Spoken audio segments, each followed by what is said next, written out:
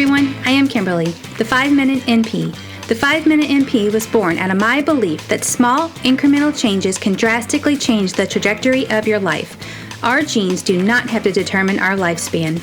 My goal through this podcast is to act as a roadmap that bridges the gap between knowledge and action, leading to you living your healthiest, happiest, longest life. Welcome to the 5-Minute NP podcast.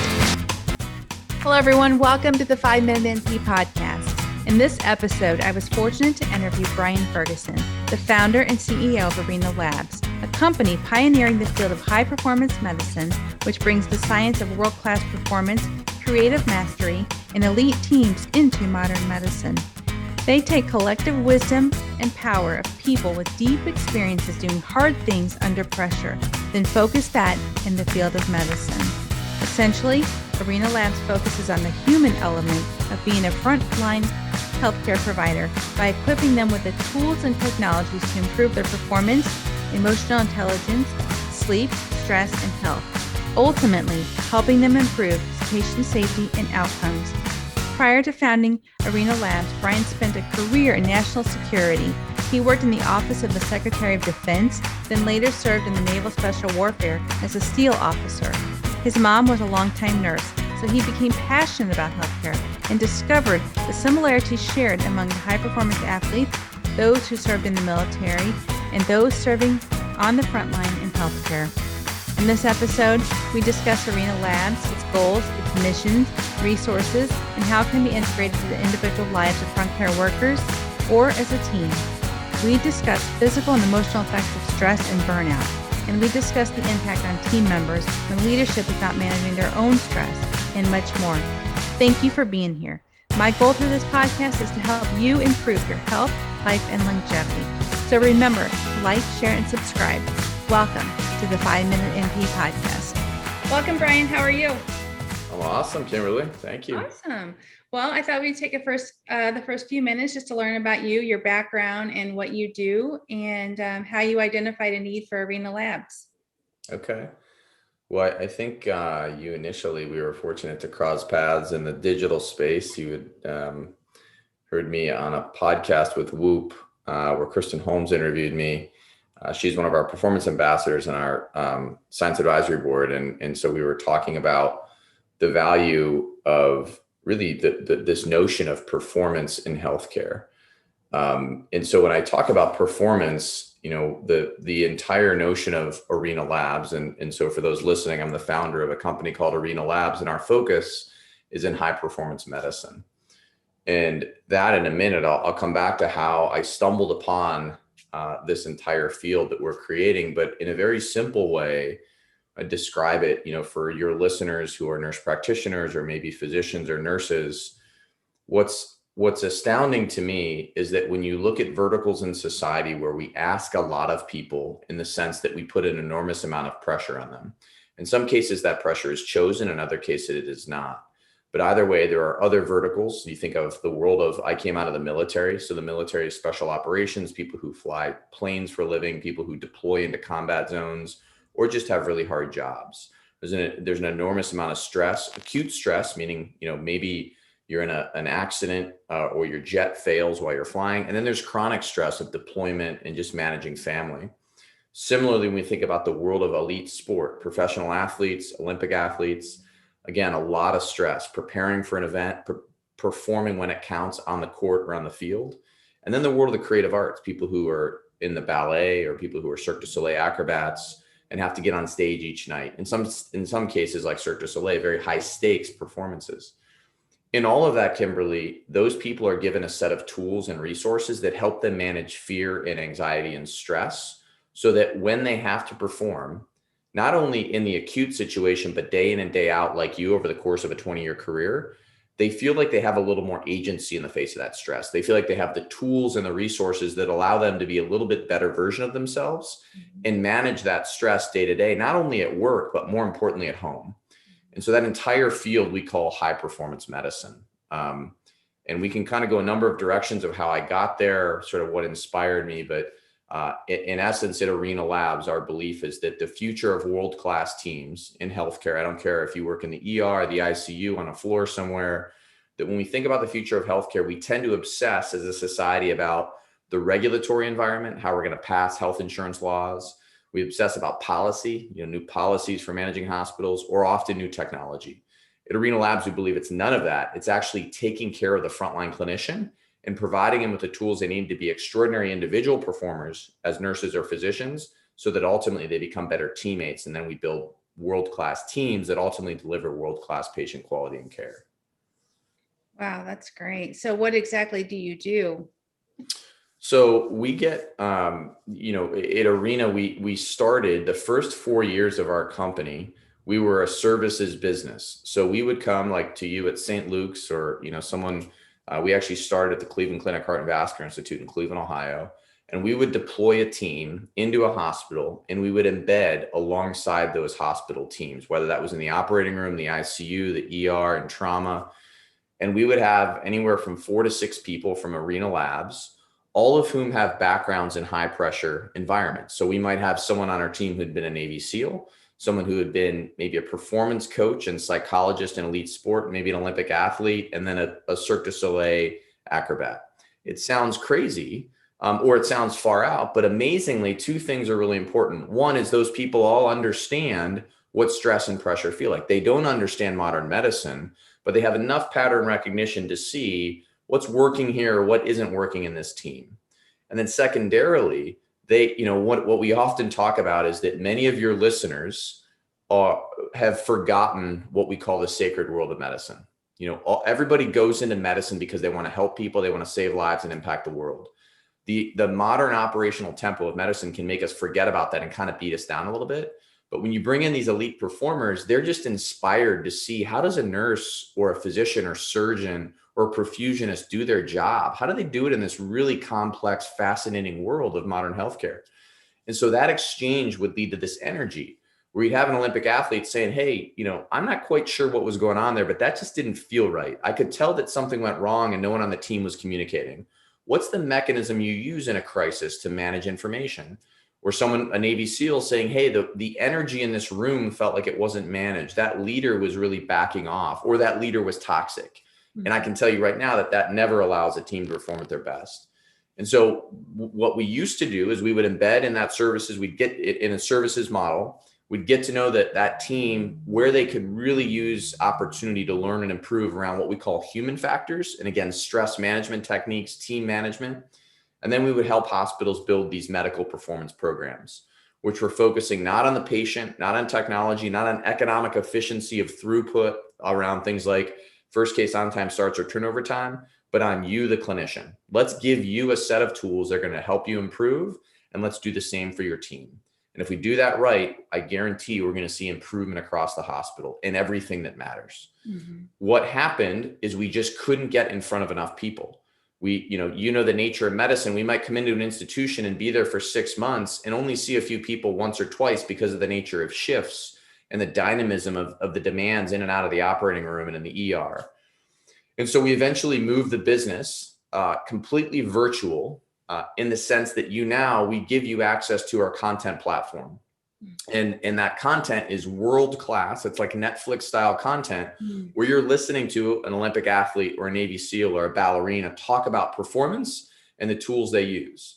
And then they're teaching you those tools virtually, and you access that content on your own time in the break room between cases, maybe in downtime.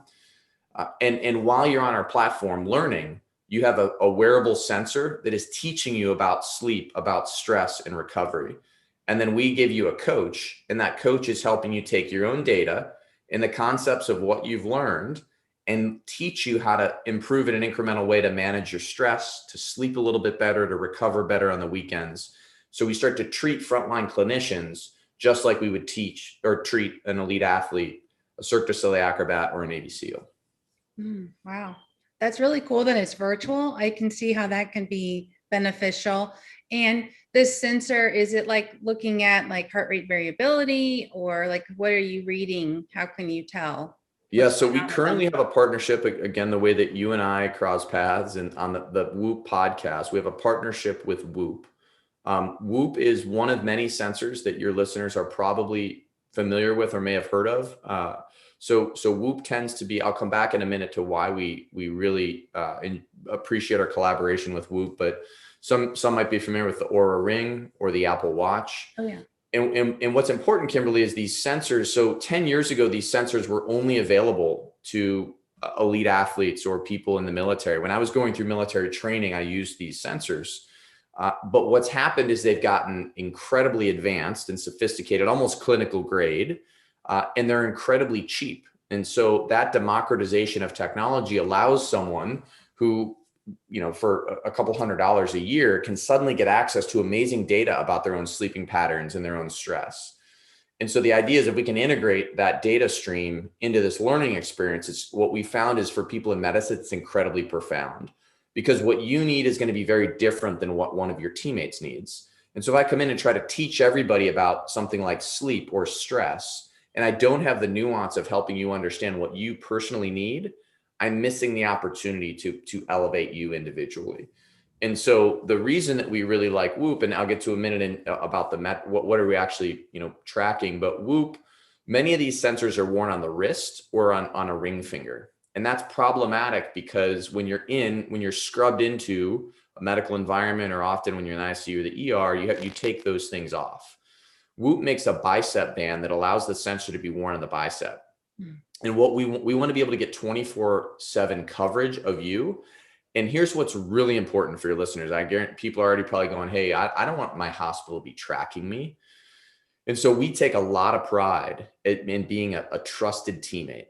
And so any data we collect, only you see. Anything that we're going to show or use to improve decision-making, how people are staffed, how shifts work, that is all blinded and anonymized to anyone above you, your manager, your teammates, the hospital. But what happens is once enough people have these sensors on, we start for the first time in history to actually get a smart understanding of how stressed are people, how underslept are they, so that administrators actually, that kind of data is profound. The things that we're actually measuring, to your question, the core markers around sleep, how much time are you in bed? So were you in bed 8 hours? And then how efficient was that sleep? Some people are in bed for 8 hours, but they've got so much on their mind and they can't get their mind to rest that they're only sleeping for 5. So we want to see those deltas so that we can teach you how to calm the brain down. And then when you're asleep, what sort of stages of sleep how much deep sleep did you get versus REM sleep? So as an example, rapid eye movement or REM sleep is really important for emotional regulation, because that's where you help to work through the stressors of maybe a really demanding day. And so again, we want to teach people how to optimize their sleep to get the most out of those stages. And then we look at recovery. So how recovered are you? For us personally with Whoop, so Whoop is actually measuring, each of these sensors has a proprietary score, meaning they make up I shouldn't say make up, they have carefully built a set of metrics to help you understand yourself. So recovery for Whoop happens to be an aggregate of how stressful was the day before, how active were you, how much sleep did you get? And then what is your earlier point, your HRV, your heart rate variability in the morning? And heart rate variability is becoming a gold standard to understand stress, because it's this phenomenal marker or mirror into the autonomic nervous system. So you may, feel really good, but you've got a subconscious stress, or your day at work is really just uniquely difficult. That's probably going to show up in your HRV. And so that gets into the recovery component. And then we actually look at your overall stress or activity level each day. And that is based on not just what you're getting from your sensor, but at Arena Labs, we're pushing you a daily survey to ask you, hey, how stressful is your day? How prepared do you feel for those stressors? Because that's really important. You may be really stressed, but if you've got the right tools and the right teammates, you can manage that day. If the opposite is true, then it gets really hard. And so we aggregate all that to then give you a really good understanding of stress. So we're using Whoop's biomarkers around heart rate variability, and sleep, and combining them with our own platform to start to develop a really unique picture of performance for medicine. So you wear the sensor, you've gathered the information, and then somebody that's super stressed out, where do you go from there? Like, okay, you've got the numbers, you've got the information, now what? Yep. So it for us, it gets back to what we call first principles. And what I mean by that is that the things that make someone effective and a high performer, whether they're in the military, in the creative arts, sport, or medicine, end up being the same. And we believe deeply at Arena Labs that it starts with individual agency and understanding of yourself. How aware are you of these things? Because, so I joined the military later in life. I was 28. And that's when I started while in that journey, I began tracking my sleep. I began tracking stress as a function of cortisol. All of these things opened my eyes to the reality that understanding the connection between your own psychology and your physiology for any human being is so important. And in order to do that, we have to give you a basic sense of your own data. And so to your question, once we give you that data and you say, hey, I'm like most people in healthcare, you're probably going to realize that I'm really stressed. Let's figure out what works for you. So our entire content platform is built around first an individual journey to find the tools that work for you to de-stress, or some cases just to feel more agency or learn to recover better.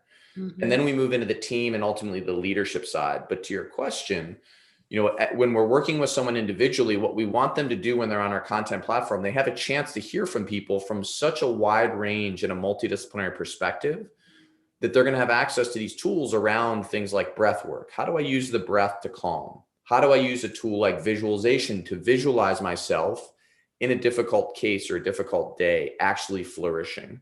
How might I use a tool? Dr. Andrew Huberman from Stanford, who's on our platform, talks about non-sleep deep rest. Maybe you're on call and you're going to have a long weekend and it's going to be stressful. There's some very basic but scientifically proven tools that allow you to optimize your cognition and focus even when you're underslept. And so all of that is accessible on our platform. And then what we do is have you test those and see what works for me, and not only what makes me feel good, but what's actually changing my data.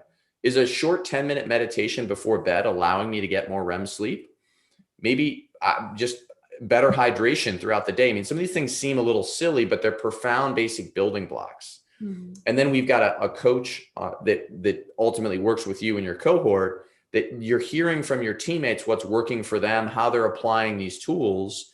And suddenly you're able to sort of test and get feedback around these things so that at the end of, whether you're on our platform for 6 months or a year, you feel equipped like you've been trained in the same way that someone who's an elite performer is, which should absolutely be accessible to every frontline clinician in the country.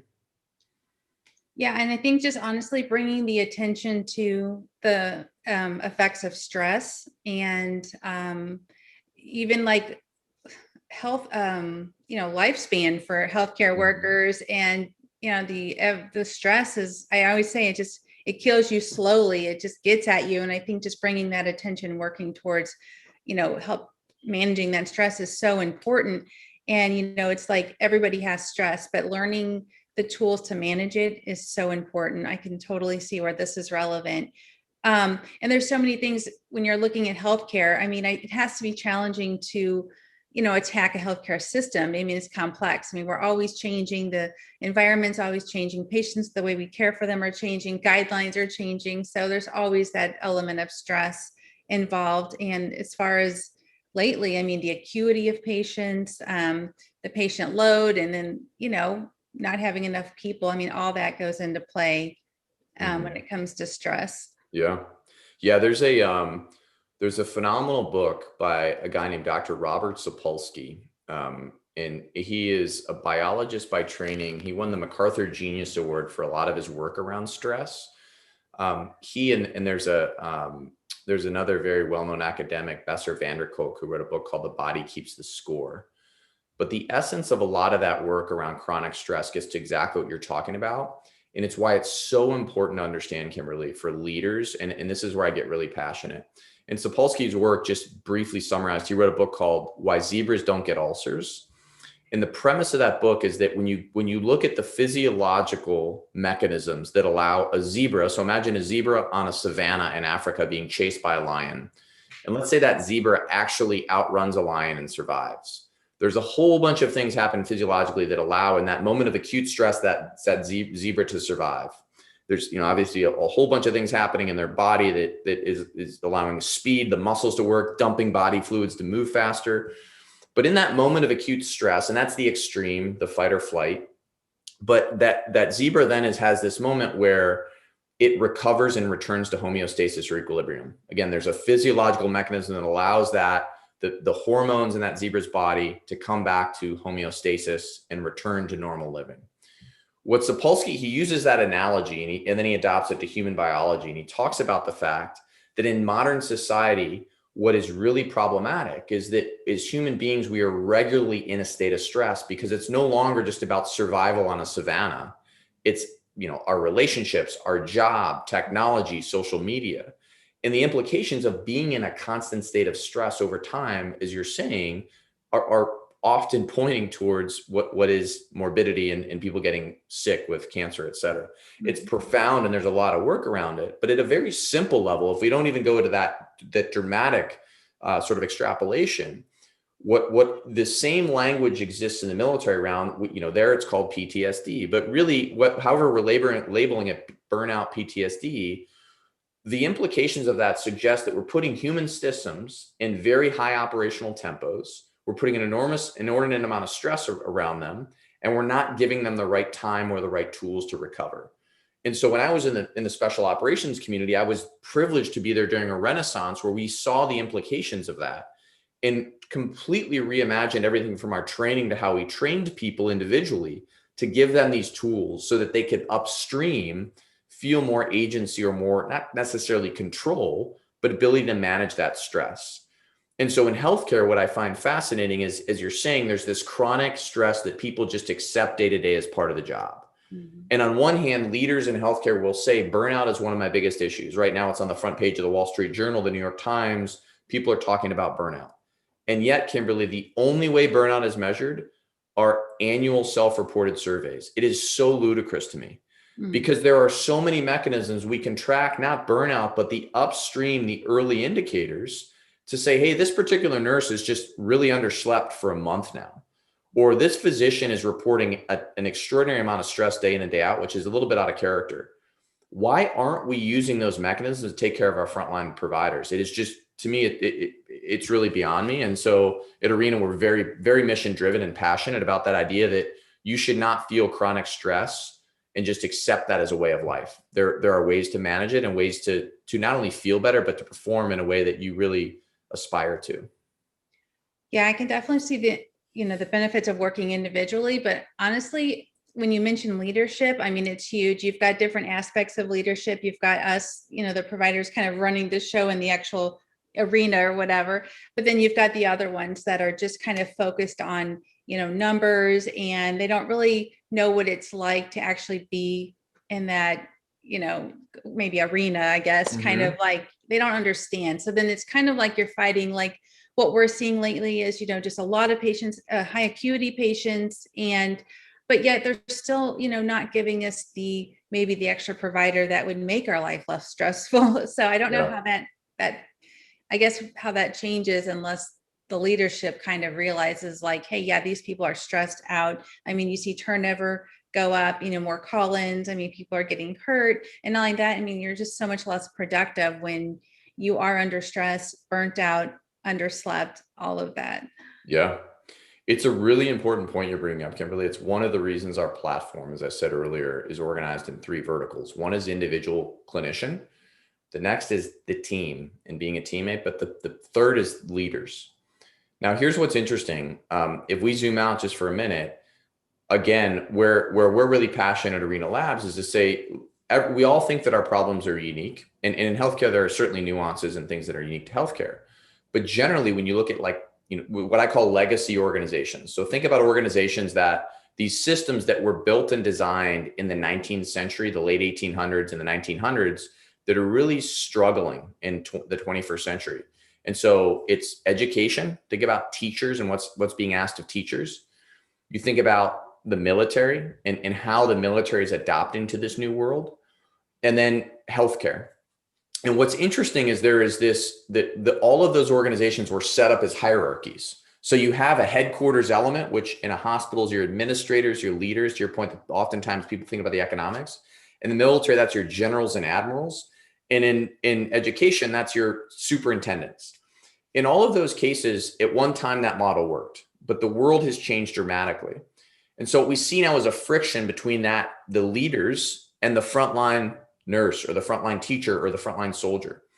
And so what we believe at Arena Labs is rather than trying to continue to do these top-down solutions where the leadership comes in and says, everybody's going to do X training and it's going to solve our problem. Let's completely invert that paradigm. And let's not try to change things from the top down. Let's focus on, to your point, there's some skepticism here, but let's start with just focusing on that frontline nurse.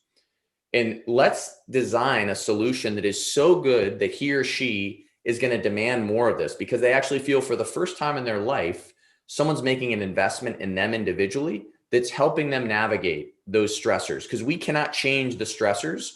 And frankly, many of the people listening to this probably chose this career because they want to do hard things that matter in the world. But we still, at the same time, those leaders or people running hospitals have an obligation to deliver them a care of duty or duty of care. And so in order to do that, let's design a really powerful platform that's giving them agency. And if we do that across an entire frontline in a hospital, those people not only feel more empowered, but they're now telling the leadership, we need more of this. And it becomes a very different discussion than people passively feeling like they're sort of just sheep in this hospital that's telling them where to go and what to do. And we take a lot of pride in, I always say when we work with a big hospital system, with all due respect, I'm not worried about what the leadership think.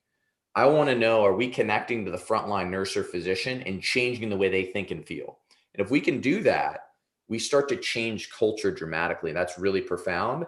And then the leaders start to change how they're thinking about leadership. And that's ultimately what this is about. Yeah.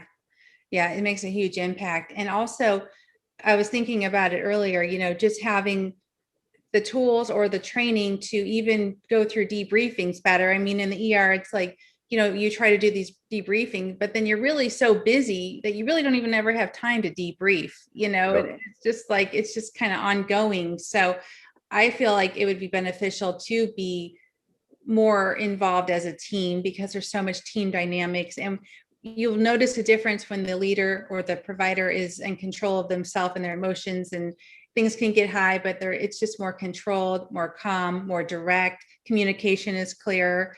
All of those things are just better when you are, I guess, better equipped. Yeah, you're nailing it, Kimberly, like the things that we really focus on. I mean, on one hand, so on the team side, I'm amazed when I was in the special operations community, there's a culture there where people, the first thing you do after any evolution, whether that's a training evolution, whether it's a real world mission, is you debrief with your team. And the reason is that's a unique learning opportunity that if you don't seize the immediacy of the moment, people forget what happened and you lose the opportunity to learn as a team. What we see in medicine time and time again is people will say, we need to debrief, but we don't have time. And frankly, I think it's a lazy excuse because there are ways to debrief. This is where leaders can come in and say, look, I just want 30 seconds for go around the horn here real quick and tell me what we could have done better. We actually have on our platform, Dr. Dan Dworkis, who's an emergency room physician in LA County. He talks about the reflex arc. And basically how, particularly when something goes wrong in the ER, there's a unique case. How do we not only figure out how to solve that problem, but then how do we rapidly make sure everyone on that team is able to have closure around what happened and learn? And if we don't take advantage of that opportunity, we're actually missing the chance to develop the team. And so at Arena Labs on our platform, that's a lot of what we focus on is how do we bring the art of debriefing into the reality of modern medicine so that we can't use that excuse to say we don't have time. Because I'm not asking you to do an hour or 30-minute debriefing. Let's make it 30 seconds. The other thing you're talking about is emotional regulation. And this is really important because when you look at the special operations community elite athletes, people who melt down or don't have emotional regulation in a crisis are actually seen as inadequate leaders.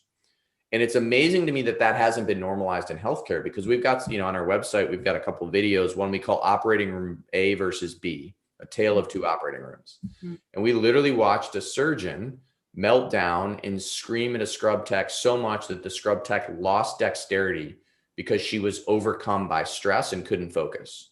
And that is the equivalent of intentionally degrading your team. And people want to talk about patient safety and quality. I'm like, this is ludicrous because you have significantly degraded your ability to deliver high quality patient outcomes because one person on your team can't even think straight. And so we spend a lot of time around emotional regulation and particularly in high stress life and death environments, which is the hardest type of leadership and emotional regulation there is. Oh, you're so right. And as far as even emotional intelligence, just being under stress and not sleeping, or when you're going to have the least amount of emotional intelligence going into that next day, Yeah. communicating and dealing with patients. I think ultimately it's patient safety that is being put at risk by not managing stress and helping us be better equipped. You're so right. Yeah. And one of the things we want to do, Kimberly, that we take a lot of pride in is, again, you mentioned on the front end of this call, you've been doing this for how long now? 20 years or? Yeah, a little over 20 years. Yeah. So you think about 20 years and now, I mean, I'm sure that just the spirit of, what you've created here with your podcast, that you're someone who's constantly learning. But at the end of the day, you also have a really solid foundation where you have young nurses or young NPs coming in, working for you, who are looking up to you, who they themselves are still learning their own boundaries around stress and fear and anxiety. What an optimal environment we strive for is, not only do we want that person to feel like they're getting tools, but we want them to be able to look to you and you to feel like you never mastered yourself, but you have mastered your understanding of yourself in these stressful moments, so much so that you're no longer worried about your reaction in a crisis. You're able to look at your teammates and help them regulate. When someone is overcome and they're so stressed, in that example I gave earlier, where a scrub tech melts down and can't focus, we want a leader in the room to be able to help that person focus and get on track so that the team can continue on. That is the highest level, again, of leadership and performance that is an industry standard in professional sports, in the military, and the creative arts, but medicine doesn't emphasize it. So medicine says, hey, we're a team here, but if one person is melting down, no one is really paying attention. And so we want to develop leaders who understand, are able to look around the room and help their teammates manage not only the acute kind of crazy moment in the ER, the ICU, or the OR, but someone who's coming in and is clearly struggling in their personal life. Because you can't bifurcate what's happening in your personal life with what's happening in your day-to-day professional life in the hospital. Mm-hmm. So we're not suggesting we're getting into your personal life, but how do we make that connection so leaders are able to navigate that with emotional intelligence to help people perform at their best, even when they're struggling either at work or at home? Yeah. And back to the leadership aspect, when, they're not acting appropriately or just out of hand, I mean, they create fear, like probably what would happen with the stress tech or the scrub tech. It's like, it's been proving that fear-based leadership doesn't work. People don't perform better. They get worse. They're so afraid of making a mistake that they make mistakes. Yeah. Yeah. We just recorded, Kimberly, some new content in Washington, D.C. One of the very phenomenal leadership session with Jeff Eggers. Jeff is a good friend. Jeff was a Navy SEAL for 22 years, extraordinary experience. And his entire session was on psychological safety. And what's interesting was, you say psychological safety, certain people tune out and say, oh, that's soft, or that's, that. But when you look at the best performing teams in the world, whether it's Navy SEAL teams, whether it's professional athletes, psychological safety is at the core. And psychological safety is not, when people hear safety, they think that it's something that's allowing people to sort of giving them a cover. But psychological safety is actually really hard to get to, because it means that people will speak up when it counts at the right moment, and they won't feel fear of retribution. Mm. And that is the only way we build extraordinary teams that are expert learners. When something goes wrong, if I'm leading a team, it would be insane to me that someone would be scared to speak up if they didn't think something was going right. And the fact that is not seen as a gold standard in medicine is something we really aspire to.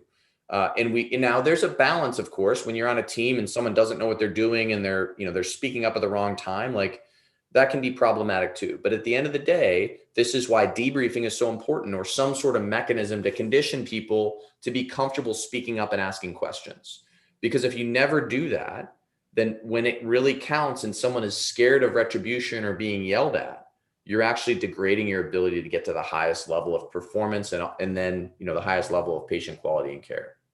You're right. And an example of that would be being afraid to question the provider on a dose that's ordered. Let's clarify that dose, not clarifying the dose, being afraid to ask and then giving the wrong dose. So you can see what that risk the patient is at because of fear of asking the right questions.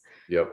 Yeah. And this gets into, so all this stuff is interconnected, and it's one of the reasons we take a lot of pride right now in working as far or as early stage as possible. So people in medical school and nursing school, because these are concepts we want to start conditioning early on to understand, because it can be overwhelming. I mean, here we are having an hour conversation and someone's listening saying, geez, I'm just trying to get through my day.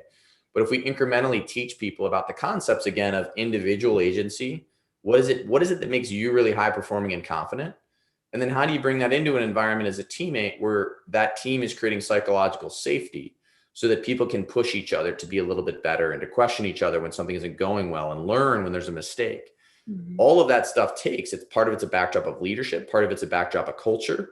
And it's not something one individual can do. And you asked earlier, like, hey, healthcare it's complex, and it absolutely is. But it's the reason that, personally at Arena Labs, we take so much pride in this. It is a very hard industry. I think one of the reasons that healthcare is seeing record levels of burnout and people who are thinking about leaving is because it needs leadership. It needs people to come in and try to solve these hard problems in fresh ways. And at Arena Labs, we don't think we have all the solutions, but it is, I really believe, about treating healthcare as a human system, not as as an economy or a financial model. And every system, and it's not to say that you still, you need to go out and make money, but right. The way that most people look at that, they discount the human system, and there's a real cost to that over time. Yeah, you're right. You're absolutely right. It's so important and it's so overlooked in that regard. So what have some of the outcomes been with integration of Arena Labs into some of these high stress areas? What have you seen as far as outcomes? So we see a wide range. I'd say a few, I'll give you three basic answers for the purposes of those listening. The first is, people who are leaders in healthcare, again, whether NPs, administrators, what's amazing to me is that you all know the subtext of everything I'm talking about. People know the challenges of modern healthcare. To your point, they particularly at this moment in time, we're coming out of what is arguably the most demanding year in the history of healthcare. And we're moving into what is likely going to be another demanding year for different reasons, meaning, as you and I were talking about on the front end, like the operational tempo of the ER and even in urgent care has picked up so much because people are coming out of COVID and who are sicker or more acute. They've been waiting to go to the hospital. So suddenly we have this kind of convergence of a really challenging time. What's amazing to me is I have yet to run into a hospital or an institution in the United States that is collecting any data on the individual provider to help them better understand stress and sleep and recovery. And so at a very basic level, we are defining an entirely new field of data, but more importantly, decision actionability. How do I better run my institution? How do I take care of my people? How do I understand that they are on the path to burnout before they tell me they're burned out? So the first is, let's put structure and clarity around the things that everyone's feeling, but no one has data on. And we actually think that that's profound. The second is then, to my point about actionability of data and empirically backed data sets around burnout. Let's then understand what that does to better manage my team. So as an example, we just finished a large piece of work with the University of Toronto, and we're working across Canada with a number of heart surgery residents. And we've worked now, Arena Labs started in cardiac surgery in the cath lab. We now work in all parts of perioperative services and a number of different parts of medicine. What's interesting though is because we've done so much work in cardiac surgery, we have a lot of data on residents and attendings. And what we found, and this is probably true of just about every specialty, but it's particularly acute in heart surgery. I can tell you without fail that just about every institution we've been in the country, whether it's a resident or attending, on Sunday, that individual is reporting the lowest level of stress. They have the highest amount of sleep, the highest heart rate variability, meaning they're the most prepared for the week, and their heart rate tends to be lowest. Over the course of that week, there's a degradation, right? It slowly declines because they're back into the tempo of the week. But right about Thursday is where you see the lowest dip. And by Thursday, their heart rate variability is the lowest. They're reporting the highest level of stress subjectively, and they're also reporting the lowest level of ability to deal with stress because, again, they haven't gotten as much sleep. You're seeing low levels of REM, so it's harder to deal with the emotional regulation is not as attuned. And by Friday, they are by our standards of red, yellow, green being, obviously recovered, they are in the red. And so at a very basic level, people know that. They can tell you, hey, by Friday, I'm just worn out. We had a conversation yesterday with a heart surgeon who said, look, we've always known this. I just never actually correlated this to data sets, meaning if I've got a really complex elective case, why in the world would I ever schedule that on Thursday or Friday when I know that on Monday I have the highest likelihood for the team to be recovered and fresh and cognitively focused? And so that's again, the actionability of data to think about, because people say, well, how are you going to connect this to patient quality and care? Well, that's the point, is that we are bifurcating how the individual clinician feels and actually shows up with patient quality and care. Those things are actually interconnected. And so now we're going to create that data set, I said, is number one. And then secondly, we're going to help that data set drive better decisions in healthcare. And I'd say that the last piece is that on the data side, we start to get really unique insights. So the way our platform is built is you watch a video, and then I'm going to say, hey, Kimberly, I just showed you a video on how a trauma surgeon, so Dr. Christine Trankim, a trauma surgeon in Washington, D.C., in her career, the tools that she's used for a trauma intake to manage her team. And now I'm going to ask you to reflect on that and say, what has worked for you? What hasn't worked? And so a very simple little exercise where you're inputting data. Now, again, our data is all anonymized, but when we start to aggregate it, a leader suddenly has answers from 20 people on their team about how they think and act and what's not working for them. And you suddenly have these insights about people's day-to-day behaviors and realize, hey, as a leader, I haven't been developing. There's some very clear things here that people are asking for or need that we never thought about. And so it's allowing hospitals to have a better understanding of how to develop their people and give them tools to feel more equipped as clinicians. And again, that can sound almost trite and simple, but right now these things don't exist. So people just go about their day and are stressed, and they just kind of feel like this is how it is. And we want to change that conversation to, I feel agency, and I can walk into work and I know what I need, and I can go apply that. That's great. It sounds very innovative, right? That's awesome. So is there anything I haven't asked you that you feel is important to know, like we haven't covered? I think at a very basic level, I grew up in healthcare. And so I'm just always really proud to be working. At one point in my life, I wanted to go into medicine. My mom was a nurse. And I think I probably should have started here, but what's driven me at Arena is that I have very, very vivid memories of being, a little kid. I grew up in Ohio, and we had a fairly traditional family structure that we ate dinner every night together. And my mom would come home. She worked, very early until like 4 p.m. and she would make dinner. And then we'd sit down, and I remember that at the kitchen table, my mom was not a emotionally dramatic person, but the context of her day was the emotional subtext. If she had an extraordinary day and had an amazing interaction with a patient or had a great case, you could feel that energy because she cared so much about her work. On the inverse of that, a day where she lost a patient or someone was screaming in the OR, you could feel that energy. And the reason is because, just like most of your listeners, my mom was a service-driven person. She loved her work as a nurse. And when people work in an industry that is about service to others, whether that is the military or education or healthcare, I deeply believe we have an obligation as a society and as leaders in those institutions to take care of those people and protect them against burning themselves out, because they will give of themselves to take care of people and to accomplish that mission at the expense of themselves. And so for me, it's a very personal, I feel very gratified and humbled that we get to work in healthcare. My life was in the military and special operations. So this for me has been an extraordinary opportunity to move into a different discipline. But what's amazing is that when I was in the SEAL teams, you're around people who want to do hard things. They want to impact the world and save lives. It turns out to be the same motivations for people in healthcare. And so for us, we there's a really amazing synergy that we feel really fortunate to be a part of. I love that. So what's the vision for your Arena Labs? Where do you want it to go?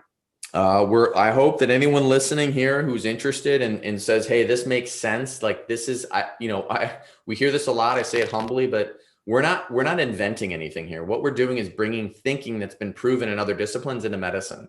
And so often we hear people say, oh my God, this is exactly what we've needed, right? Like I need someone to feel like they're investing in me, helping manage my own day and my own stress. And so if you're that person listening and you're thinking that to yourself, we'd love to work with you or your hospital. We take a lot of pride. We don't do sales. So I don't show up at a hospital and try to sell to an administrator. we work with clinicians like you, Kimberly, and ultimately people who are passionate and want to bring this into a hospital. And that way it's organic and it's authentic and it's not forced. So anyone who's innovative and forward leaning, who's listening, my hope is that we continue to work and connect with those clinicians.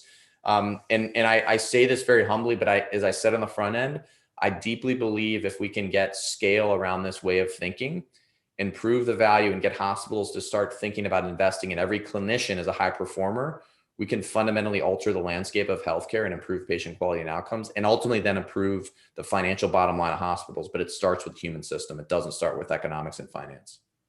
Yeah, you're so right. That's awesome. So say somebody wants to get started, what do they need to do? So reach out to us. Go to hello@arenalabs.global. It's .global, Arena, ARENALABS. hello@arenalabs.global. And someone will follow up with you, and we'll be glad to do a demo for you, for your team, make sure this is what you're looking for. And then we'll get you introduced to, on our end, to the right people to get things moving. Awesome. All right. Well, Thank you so much just for bringing focus to this area and everything you're doing in the field of medicine. It's awesome. Thank you for talking today. It's been great.